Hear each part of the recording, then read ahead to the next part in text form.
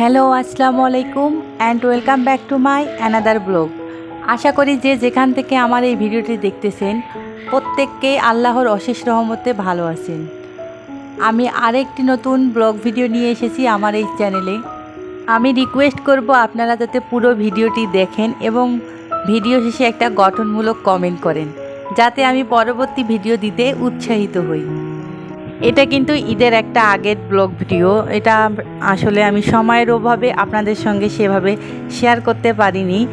আর কয়েকদিন ধরে আমার কিন্তু বিরিয়ানি খাওয়ার খুব মন করতেছিল, যার কারণে আমি আমার বরের মাধ্যমে কিছু গরুর মাংস এনে রেখেছিলাম ফ্রিজে। মাংসটা কিন্তু আমি ছোট ছোট পিস করে কেটে নিয়েছি এবং এর মধ্যে পেঁয়াজ, আদা, রসুন এবং যাবতীয় গুঁড়া মশলা দিয়ে মাংসটা আমি ফার্স্ট টাইম ম্যারিনেট করে রেখে দিব। অল্প কিছুক্ষণের জন্য রেখে দিব, বেশিক্ষণ না, সম্ভবত 10 থেকে 15 মিনিট রেখে দিয়েছিলাম। আর গরুর মাংস রান্নাটা কিন্তু আমার কাছে হাতে মেখেই বেশ ভালো লাগে। ছোটোবেলা থেকে দেখে আসতাম আমার আম্মু এইভাবে হাতে মেখে মাংস রান্না করতো। আর আমার বিয়ের পর দেখি আমার শাশুড়ি মাও এরকম করে হাতে মেখে মাংসটা কিছুক্ষণের জন্য রেখে দেয়, বেশিক্ষণ না, 10 থেকে 15 মিনিট রেস্টে রেখে দেয়, তারপর মাংসটা রান্না উঠায় দেয়। তাহলে দেখা যাচ্ছে যে মাংসটা খুব দ্রুত কিন্তু সিদ্ধ হয়। মাংসটা আমি ম্যারিনেট করে রেখে দিয়েছি। তারপর এই যে ইন্ডাকশনের আশেপাশে যে টেবিলটা রয়েছে ওটা ক্লিন করে নিচ্ছি, কারণ একটু রান্না করলে দেখা যায় যে এই টেবিলটা এবং এর আশপাশটা তেল চিটচিটে হয়ে যায়। তাই আমি চেষ্টা করি প্রতিদিন অন্ততপক্ষে একবার করেই এই টেবিলটা ক্লিন করে নেওয়ার। তাহলে দেখা যায় যে চুলার আশপাশটা খুব সুন্দর থাকে। আর আমরা যেহেতু ব্লগিং করি আমাদের তো সবসময় পরিষ্কার রাখতেই হয়, তাই না? আর এখানে আমি দেখেন একটা গ্লাস ক্লিনারের মাধ্যমে কিন্তু আমি আমার এই ইন্ডাকশনটা পরিষ্কার করে নিচ্ছি। আর এই যে টেবিলের উপর একটা হলদেটে দাগ পড়ে আছে, সে দাগটা সহজে উঠতেছে না, ওটাই আমি বারবার ঘষে তোলার চেষ্টা করতেছি। আসলে আমাদের যে কোনো কাজে যত মনোযোগ দিবেন ততই কিন্তু সুন্দর হবে। মনোযোগ ছাড়া কোনো কাজ যখনই আপনি করতে যাবেন তখনই দেখবেন যে আপনি সে কাজে সফল নন। আসলে গৃহিণীদের রান্নাঘর সবচেয়ে বেশি আপনজন। রান্নাঘরে আমরা সবচেয়ে বেশি সময় কাটাই, দিনের 80% সময় আমরা রান্নাঘরেই কাটাই। তাই রান্নাঘরটা যদি মনের মতো হয়, মনের মতো পরিষ্কার পরিচ্ছন্ন থাকে, তাহলে দেখা যায় যে মনের মধ্যে একটা অন্যরকম ফিলিংস কাজ করে। আমি সঠিক বলেছি কিনা অবশ্যই কমেন্ট করে জানাবেন আপুরা।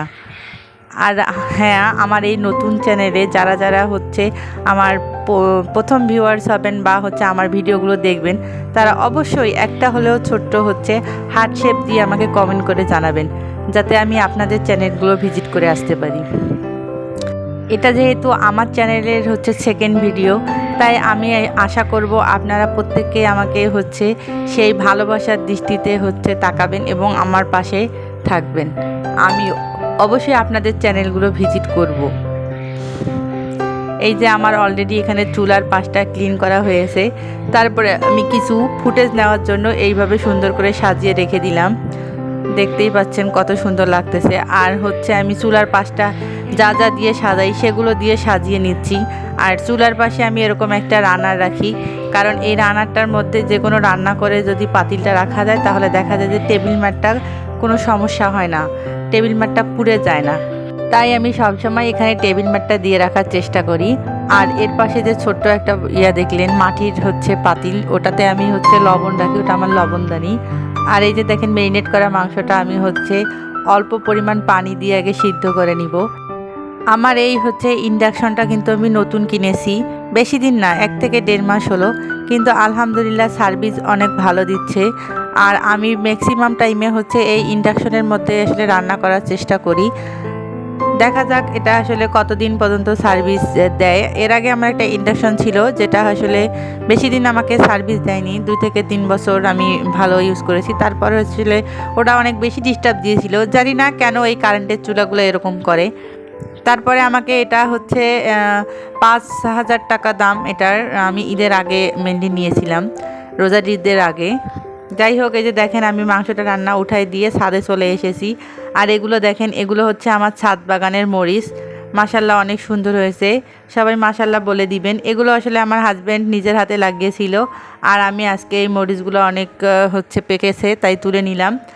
কিছুদিন আগে যে হচ্ছে ঘন ঘন বৃষ্টি হলো, এই বৃষ্টির কারণে দেখা গেছে যে আমার ম্যাক্সিমাম মরিচের গাছ কিন্তু মরে গিয়েছে, যেগুলো আমার হচ্ছে বিগত 4 বছর ধরে আমি মরিচ খাচ্ছিলাম। সেই ধরনের গাছগুলো হচ্ছে আমার ওই অতিবৃষ্টির কারণে আমার হচ্ছে মরে গিয়েছে। আমার মনটা কিন্তু খুবই খারাপ ছিল, কারণ আমি মরিচ হচ্ছে বছর শেষে দেখা যায় যে একবার অথবা দুইবার কিনি, 1 কেজি অথবা 2 কেজি পরিমাণ, তাছাড়া কিন্তু আর মরিচ কিনি না। এই মরিচটাই আমি তরকারিতে দিয়ে রান্না করে খাই, আবার এই মরিচটাই আমি শুকনা করে ওটাই কিন্তু আমি হচ্ছে পরবর্তীতে গুঁড়া করে রেডি করে ওটাই আবার গুঁড়া হিসাবে খাই। আর এখানে দেখেন আমার ছাদ বাগানে কিছু হচ্ছে বেগুন হয়েছে। আর এই বেগুনের কথা কি বলবো রে ভাই, বেগুন আসলে অ্যালার্জির এত পরিমাণ চাপ আমার, যার কারণে আমি এই অ্যালার্জিতে বেগুন খাই না। আর দেখেন আমার এই গাছের মধ্যে মাশাআল্লাহ এত সুন্দর সুন্দর বেগুন হয়েছে, যেগুলো দেখলেই কিন্তু মন ভরে যায়। এই বেগুনগুলো কিন্তু আমি কিংবা আমার মেয়ে বা আমার ছেলে, আমার ফ্যামিলির কেউ কিন্তু খাবে না। এগুলো দেখা যাবে যে আমি হচ্ছে রান্না করে, আমার অবশ্য কিছু মুরগি রয়েছে, আমি তাদেরকে খেতে দেই। আর এই যে এখানে দেখেন আমার বর অলরেডি বাজার থেকে এসেছে, সে আমাদের জন্য সেদিন মিষ্টি নিয়ে এসেছিল, সন্দেশ। আমার পছন্দ হচ্ছে সন্দেশ, আর ওনাদের জন্য নিয়ে এসেছিল মিষ্টি। আমি এখানে একটা সন্দেশ খেয়ে নিচ্ছি, আর বাকিটা হচ্ছে আমার হাজব্যান্ডকে খাওয়াই দিচ্ছি। যাই হোক, এটা হচ্ছে আমার হাজব্যান্ড, আমি আপনাদেরকে পরিচয় করে দিলাম। হয়তোবা এরপরে আমার ব্লগ যারা কন্টিনিউ করবেন তারা অবশ্যই দেখতে পাবেন। এবং হচ্ছে আমার হাজব্যান্ডেরও একটা ইউটিউব চ্যানেল রয়েছে, আপনারা চাইলে কিন্তু সেটাও ভিজিট করে আসতে পারেন। সেদিন আমার বর এখানে দেখেন ক্লিনিংয়ের জন্য বাসায় হারপিক ছিল, সেটা শেষ হয়ে গেছে, সে হারপিক, টিক জল এবং হচ্ছে একটা স্ক্রাবার নিয়ে এসেছে। আসলে আমাদের হচ্ছে পানির মধ্যে আয়রন রয়েছে, তো এই আয়রনের পানিটা হচ্ছে বাথরুমের মধ্যে পড়তে পড়তে টাইলসগুলো দেখা যায় যে হচ্ছে হলদেটে ভাব হয়ে যায়। এই হলদেটে ভাব কিন্তু টিক জল বা হচ্ছে যেটা রয়েছে এটা হচ্ছে ভিক্স জল, এটা ছাড়া কিন্তু উঠতে চায় না। এটা দিয়ে হচ্ছে কিছুক্ষণ রেখে দিলে 2 থেকে 3 মিনিট, তারপর দেখা যায় যে অটোমেটিক ময়লাটা কেটে যাচ্ছে, আয়রনের যে দাগটা রয়েছে। তাই আমি ওকে আনতে বলেছিলাম, তার সঙ্গে কিছু তারও নিয়ে এসেছিল। এই তারটা অবশ্য আমি আমার এই রান্নাঘরে ইউজ করব, যার কারণে তাকে আনতে বলেছিলাম। আর এখানে দেখেন আমার রান্নাটা হচ্ছে অলমোস্ট, আমি হচ্ছে এখানে চাল দিয়ে দিয়েছি, যেহেতু বিরিয়ানি রান্না করব।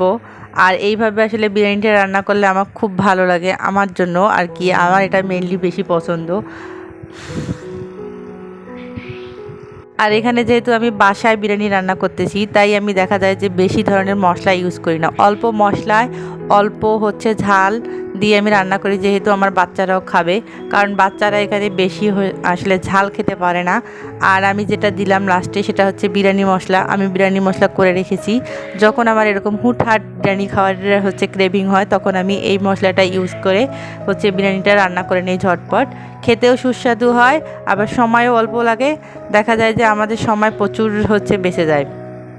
আর এই যে দেখেন মাশাআল্লাহ আমার বিরিয়ানিটা খুব সুন্দর হয়েছিল খাওয়ার জন্য। আর হ্যাঁ, এই ধরনের হচ্ছে বিরিয়ানির রেসিপি যদি কেউ চেয়ে থাকেন, কারো যদি লাগে, তাহলে অবশ্যই আমাকে কমেন্ট করে জানাবেন। আমি আসলে আমার হচ্ছে নিজস্ব যে রেসিপি সেটা আসলে আপনাদের সঙ্গে শেয়ার করব।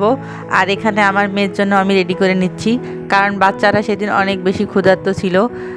আর আমি আসলে ওই দিন হচ্ছে অনেক দেরিতে আসলে রান্নাটা উঠাই দিয়েছিলাম, যার কারণে দেখা যায় যে বাচ্চারা 9টা বাজতে বাজতে ওদের হচ্ছে খিদা লেগে যায়, তাই ওদেরকে হচ্ছে আগেই হচ্ছে রেডি করে সার্ভ করে দিচ্ছি। আমার মেয়েকে এখানে শসা দিচ্ছি, কারণ আমার মেয়ে আবার শসা শসা দেখলেই সে খাবেই, কারণ তাকে শসা খেতেই হবে। আমি বলি যে শসা খাওয়াটা অনেক ভালো হেলথের জন্য, খাও।